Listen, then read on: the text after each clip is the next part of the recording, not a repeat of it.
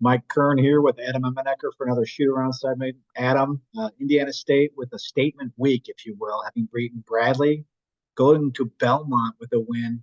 In the game, they were 19 points down in the first half, and then holding on to beat Drake on this most recent Saturday. Indiana State in a really good position with some statement wins this last week. Yeah, I mean, unbelievable. Just continue to check off all the challenges that come up. Coach Josh Schertz and that group just continues to rise to every occasion. And you mentioned those three games, a tough game, and even playing at Belmont, didn't play their best, down early, found a way to come back, came out to an absolutely blazing start against Drake on national television. Of course, the great article and some publicity for Josh Schertz as well coming out recently that have just kind of, there's a little momentum building. People in the Valley knew it was there, right? But there's a little momentum building nationally as well for this team. And we've seen them start to tick up and well deserved tick up and get some votes for top 25. But, you mentioned, Mike, the game against Drake, just a couple of guys to call out. When you think about Jason Kent and what he's meant to this group of a guy that doesn't need a ton of shots, but comes out 6 points, 20 rebounds against Drake. Robbie Avila, 20 points, 11 rebounds. This Indiana State team is a group where all five starters, you could argue, should be on first team all league, maybe second team all league. But it's the balance, the complementary nature of all of them that just makes it so special. And the scariest part, the whole starting five can come back, which really exciting for Sycamore fans. It's exciting for Sycamore fans, less exciting for the other 11 coaches, but certainly if Josh has that team all in place for next year, they're going to be very dangerous again. Um, let's talk a little bit about SIU. They do host Indiana State down the stretch, and they've got a few games in which they could improve their position. Right now, they're at 7-5 and fourth, and being in the top four heading into the conference tournament, a really big deal. You don't have to play that first day of the conference tournament where the 5 through 12 seeds all play. But if SIU does that, they're going to have to beat some good teams down the stretch. Yeah, so the Salukis, winners of 3 or 4, and I would say in many ways they have as good of opportunity as anyone to play spoiler and punch above their weight right now, at least the way their weight looks in the standings. So if you look coming up this week, play at Drake on Wednesday, and then it's almost like one game in between and then another heavy hitter, one game in between and a heavy hitter. So hosting Indiana State on February 17th. That's Indiana State's only game remaining on their schedule against a team in conference that has over a 500 record. So that'll be a good test for the Sycamores. And then near the end of the year, SIU goes to Bradley on February 28th. So the Salukis have a tough schedule, but to your point, fighting for that positioning going into Arch Madness. I mean, this is a team with Xavier Johnson that he's shown doesn't matter what the score is. He can help find and will his team give them an opportunity to win. He had 18 of 20 free throw makes at UIC, one of the most made free throws in a game for Salukis in a long time this past week. You mentioned Bradley. You were at the I-74 series witness Illinois State Bradley in person. And we've talked a lot about Connor Hickman and his impact on the team's current win streak of 11 of the last 12. They were 8-1 in January with the only loss at Indiana State. Let's talk a little bit about Malachi. What your thoughts on Malachi Leon's performance in that game and down the stretch for the Braves?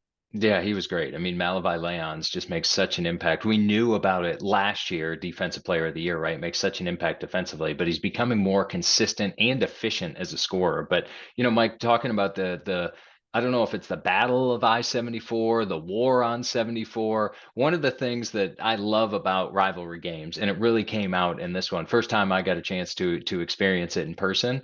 The schools can't agree on what to call the rivalry. They can't agree on the series history. And so just the vitriol between the fan bases was so fun. But Bradley continues to play well. Duke Dean and Connor Hickman, we've talked about plenty. But, the other thing about Malavi Leon, so you look at his last 5 games, 23 points, 18, 18, 17, 17, and he hasn't taken more than 13 shots in a single one of those games. So he's getting more confident on the offensive end. He's efficient when he catch and shoots. He's dangerous with his length in transition, and he's playing more out of the mid post as well with his back to the basket. And just the openness of this Bradley offense. We know Brian Wardle and that group is going to be hard-nosed on defense, but this might be the best offensive team we've seen in his 9 years in Peoria. Yeah, and you get to vote on the all-conference teams coming up in 4 weeks. I get to count.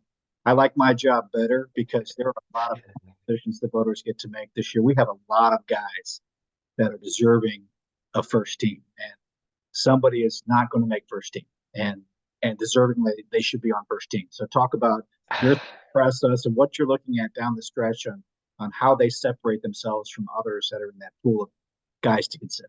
Yeah, I almost don't want to mention names because I don't want to hear from the fan bases about who I left out. But I have a solid 12 guys that I'm looking at right now for 5 spots on first team. 12 with what are we, 8 games to go in conference. So, I don't remember a time. Fortunately, I've been around this league, started playing in 2004, have been working with you and working on some of the broadcasting stuff since about 2010, 2011. So we're talking over a decade. I don't remember it ever being this close. And part of that is at the top of the league, we have not only so much team success, but so much balance. Indiana State, we talked about it before. We mentioned a few of the guys on Bradley. You think of some of the teams when you tick a little further down the standing. Well, you have a guy that is top 5 in the country in scoring.